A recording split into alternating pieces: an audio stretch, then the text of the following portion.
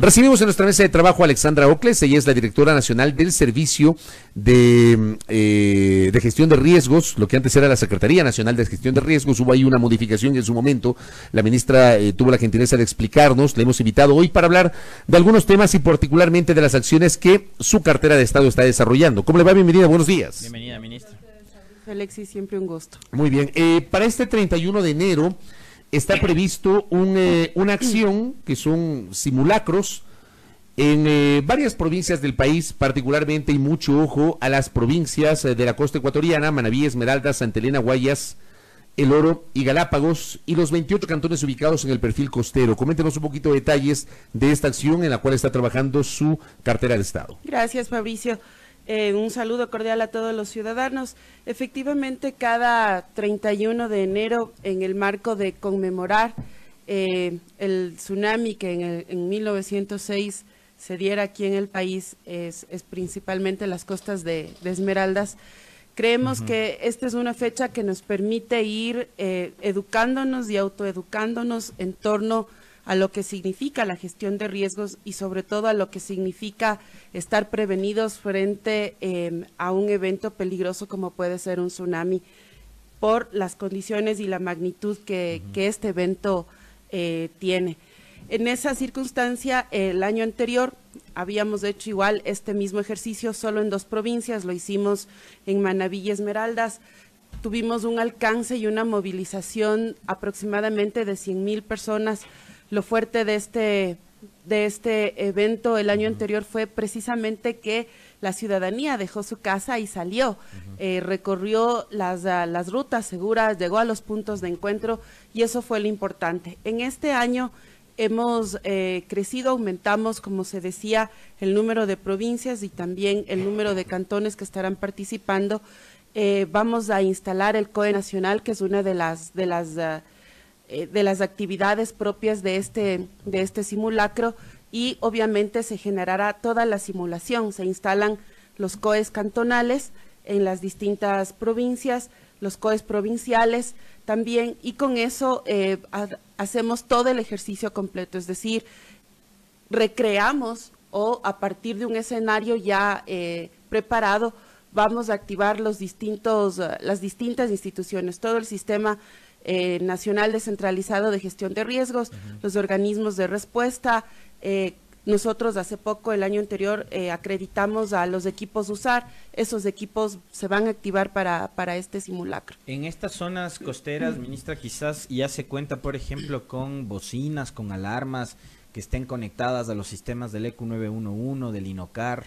Tenemos, hasta ahora en la primera fase del SAT Tsunami, se instalaron aproximadamente 100 alarmas. Bueno. Esas alarmas van a sonar, se van a activar, obviamente, pero en el resto del perfil costero también estamos trabajando ya para la segunda fase. Pero para esta ocasión se van a activar las alarmas de cuerpos de bomberos, de Policía Nacional, las alarmas comunitarias, para dar cuenta del inicio del ejercicio. En estos casos, yo me he encontrado algunas veces con quizás el poco interés que puede existir de la ciudadanía, porque la gente a veces dice, pero estas cosas no pasan nunca, no va a pasar, no va a ocurrir. Quizás esa mentalidad pudo haber cambiado a raíz del terremoto de 2016.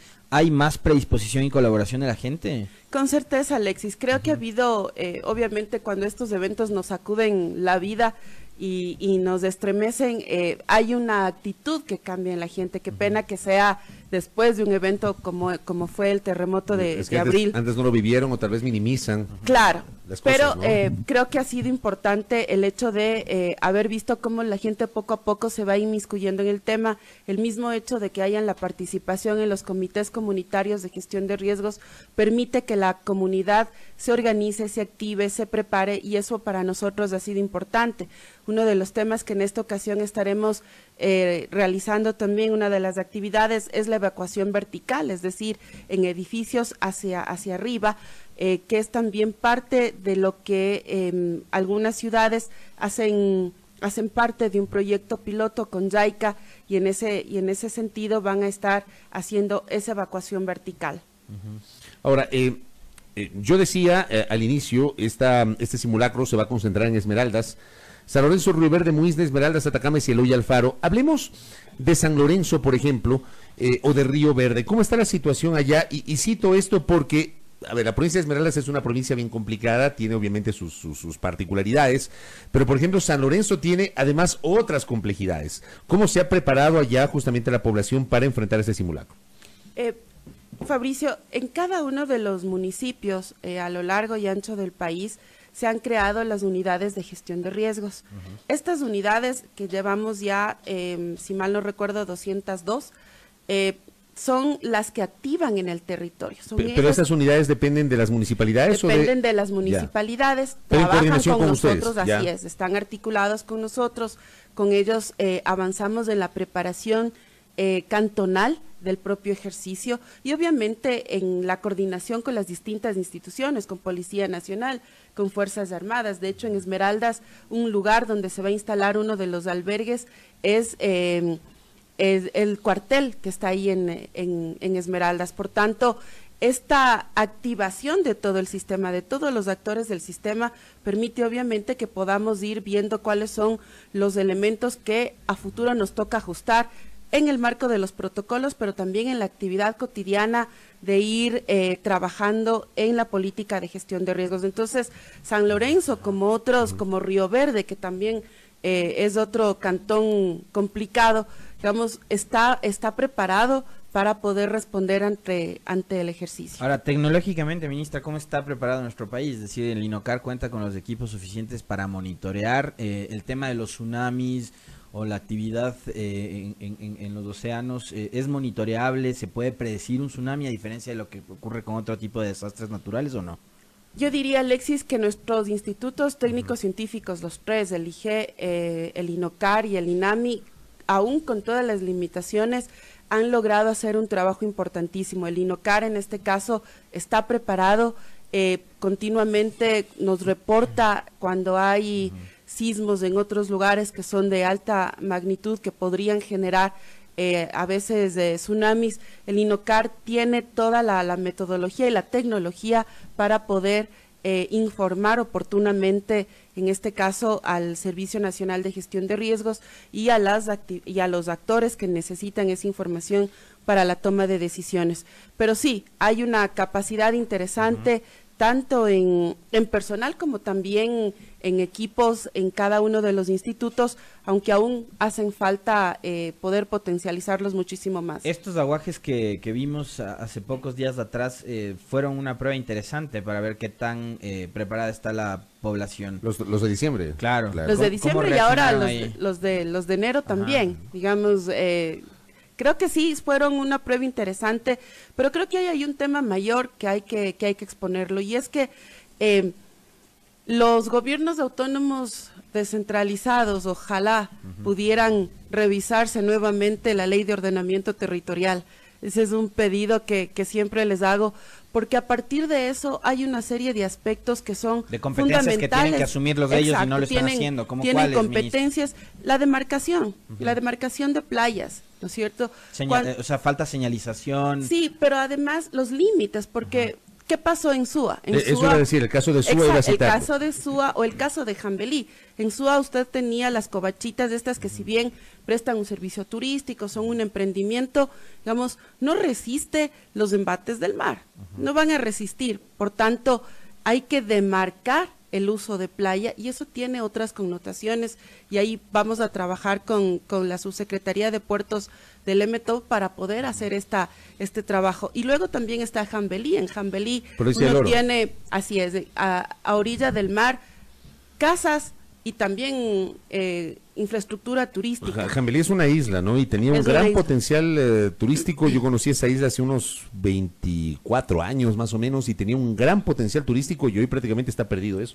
Y tiene un gran potencial si es que de verdad se organiza y se trabaja adecuadamente en el ordenamiento territorial, también tomando las debidas precauciones, porque esto tiene que ver con la responsabilidad de salvar vidas. Por tanto, hay que trabajar profundamente en que ese ordenamiento territorial se pueda cumplir, en que la norma, hay el artículo 265 en el Código Ambiental que igual delimita el uso de las playas, y eso se tiene que revisar. Digamos, hay que observar esa norma, hay que cumplirla, porque de lo contrario no hay dinero que alcance ni dinero privado, digamos, de los afectados, ni tampoco de cualquiera de los gobiernos municipales o el central, para poder continuamente reponer lo que esto va a pasar. Tomemos en cuenta que hay un proceso de cambio climático en nuestro país como en el mundo entero, y en ese sentido es vital que podamos tomar las debidas precauciones, y pasa también por la planificación. Pero por ejemplo, de las ciudades. por ejemplo, digamos, después del terremoto del 16 de abril del 2016, ¿hubo municipalidades que aprendieron la lección y, por ejemplo, están a tono con lo que usted acaba de señalar o no? Sí, han habido municipalidades que aprendieron la lección. Pero no son Puerto Viejo es una de ellas, no son todas.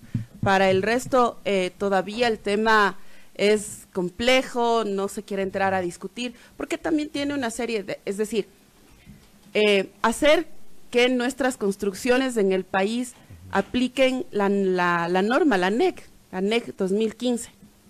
Eso sería ya un gran paso. Si todas las municipalidades estuvieran a tono con este tema y pudieran promover el cumplimiento de la norma, podríamos evitarnos desastres en cada una de nuestras ciudades por efectos de un sismo, ¿no es cierto? Si no hacemos este trabajo de cumplir con esa norma y de que la gente también entienda que implica un gran gasto. Yo vi ahora en septiembre, en el sismo de septiembre, en Cumandá, una casa de construcción mixta recién acabada, pero que en el sismo se destruyó, se reventó toda la mampostería, se partió el umbral de la puerta, digamos, destruida, las gradas, y usted veía el material, las varillas de lo más delgaditas, es decir, es cierto que a veces uno quiere ahorrarse, pero por abaratar costos no puede poner en riesgo la vida de su familia cuando esa construcción no va a ser segura. Ahora, eso también tiene que ver con la vigilancia que pueda ejercer la autoridad, pero también con la corresponsabilidad del ciudadano. Sin duda, Alexis, sin duda. Ese es un tema en el que nosotros insistimos profundamente. Lo hemos hecho ahora en Chillanes, que fue uno de los cantones más afectados, pero pasa en la provincia de Bolívar, pero pasa en cualquiera de nuestros lugares. Es decir, hay un principio de corresponsabilidad. Por un lado, la autoridad, que tiene que hacer cumplir la ley, y por otro lado, el ciudadano, que tiene que tomar todas las normas previstas, por ejemplo, en torno a la construcción, para evitar complicaciones más adelante. Tengo interacción de los oyentes en este diálogo con Alexandra Ocles Padilla, y es la directora del Servicio Nacional de Gestión de Riesgos. Desde Loja nos escriben, la colega periodista Rosario Córdoba nos pide que le consultemos, a ver si tiene el detalle, nuestra invitada, sobre la terminación del túnel Las Totoras en Cariamanga, Cantón Calvas. No sé si usted tiene información al respecto para responder al oyente, inquietud del oyente. Claro que sí, Fabricio. Perdón que le interrumpa. Nos recuerda, 4 personas fallecieron la tarde del 17 de marzo del 2008 en el barrio de La Fragua, en Cariamanga, a causa del desbordamiento de la quebrada Las Totoras. Tras aquello, el entonces presidente de la República, Rafael Correa, dispuso la transferencia de recursos para la construcción de un túnel que permite el encauzamiento de la quebrada. Han transcurrido más de 10 años y la obra no ve luz. Hace más de un año se registró una fuerte lluvia, lo que conllevó el hundimiento en el área de construcción, afectando viviendas que en su momento sus propietarios fueron indemnizadas. Varias de ellas no están conformes. Es un poquito el detalle que nos escriben desde Loja. A ver, la primera cosa es que ese es un ejemplo de la administración pública que tiene que servir de estudios. Es un tema de hace 6 años exactamente, ya vamos al 7º en este año. Nosotros, cuando yo llegué a la entonces secretaría, uno de los temas que se me había dicho es fundamental, era el túnel de la quebrada de Totoras, y efectivamente empezamos a trabajar sobre ello. ¿Cuál es el caso ahí? Que hubieron una serie de acciones anteriores muy mal hechas, estudios no adecuados para la construcción del túnel, uso de material de verdad de malísima calidad para hacer este túnel, y el tema quedó a medias. En esa circunstancia, nosotros hemos empezado un proceso de, primero, hacer los estudios adecuados. Esos estudios ya fueron entregados al Ministerio de Transporte y Obras Públicas, porque es quien va a construir ya el túnel. Pero ustedes hicieron los estudios. Nosotros hicimos los estudios, eso fue entregado, lo hicimos ya el año anterior. iniciamos también con el proceso de indemnizaciones. De acuerdo a los estudios, se pagaron varias de las indemnizaciones. Hay gente que sí no está de acuerdo, pero ese es un tema que tenemos que seguirlo trabajando. Y hay otra parte de indemnizaciones que hacen falta precisamente porque tienen que ver con el uso del suelo. Así que en esa circunstancia esperamos justo en esta semana poder firmar ya el convenio con el EMETOP, que como digo va a ser quien construya el túnel y con eso dar ojalá por concluido para el siguiente año ya toda esta obra que ha sido de verdad un dolor de cabeza. De hecho, a la interna del servicio le decimos del totoricidio, porque desde el inicio estuvo mal hecha, con una serie de irregularidades. Hay un informe de Contraloría al respecto de esto y hemos tomado todas las precauciones también enviando estos temas a Fiscalía. Dos cosas finales, ministra. Nos pregunta Nelson Córdoba, ¿por qué no se profundiza la educación en gestión de riesgos en instituciones educativas a través de la participación estudiantil? Los contenidos deben ser revisados continuamente y replicarlos en la comunidad.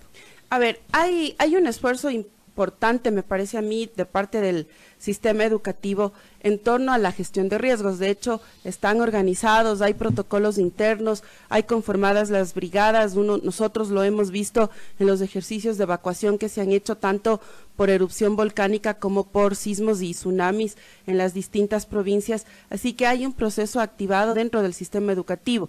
Hace falta, sí, que la currícula se pueda revisar y profundizar conocimientos. Ese es un tema que tenemos que seguirlo trabajando con el Ministerio de Educación, pero diría yo que a esta altura quienes mejor están preparados en torno a cómo actuar en caso de un evento peligroso son los niños y los jóvenes dentro del sistema educativo. Claro, en eso coincido con usted. Y lo último, Juan Carlos Díaz nos dice, Ecuador está listo para aplicar la NEC. ¿Qué pasa con todas las estructuras ya construidas? ¿Cómo hemos trabajado? Nos dice. Con esto termino. Ecuador está listo para aplicar la NEC, pero efectivamente hay una serie de aspectos que no se están cumpliendo, vuelvo y repito, desde las propias autoridades en cada una de las ciudades, como también desde la ciudadanía. A veces el tema de los permisos de construcción llevan meses, pero además otro tipo de acciones no regulares que dificultan mucho y que hacen que la gente empiece a construir no de forma adecuada, sino con el maestro conocido de siempre, ¿no es cierto?, que ya sabe qué es lo que tiene que hacer, que le dice cuáles son los materiales que tiene que comprar. Sí creo que hay la necesidad desde la política de vivienda poder profundizar muchísimo más en la necesidad del cumplimiento de normas. Es decir, uno a lo largo de estos meses, Fabricio y Alexis, uno ha visto tantas cosas alrededor de las emergencias, de los desastres, que efectivamente se cuestiona mucho qué es lo que está haciendo para proteger la vida de su familia, cómo se está preparando, y no solo me refiero a tener la mochila de emergencia, sino si voy a construir una casa, ¿cuál va a ser la seguridad que le estoy poniendo a mi casa, donde quiero que mi familia pueda estar tranquila, pueda vivir en paz, pero además con todas las normas de seguridad cumplidas? Ese es un tema que me parece en nuestra sociedad ecuatoriana todavía tenemos que trabajar y nosotros vamos a seguir insistiendo en eso. Ojalá ahora los candidatos también le pongan un ojo a la gestión de riesgos en sus propuestas. No le pida peras al olmo. Ministra, gracias por el tiempo. No pierdo la esperanza. Sí, gracias. Gracias a ustedes. Muchas veces esos temas no son vendibles a nivel electoral. Más adelante hablaremos de temas electorales. Gracias a nuestra invitada Alexandra Ocles, directora del Servicio Nacional de Gestión de Riesgos, evidentemente con esta planificación, este 31 de enero simulacro en varios cantones de las provincias del perfil costero de nuestro país. 7 de la mañana con 10 minutos en la primera hora.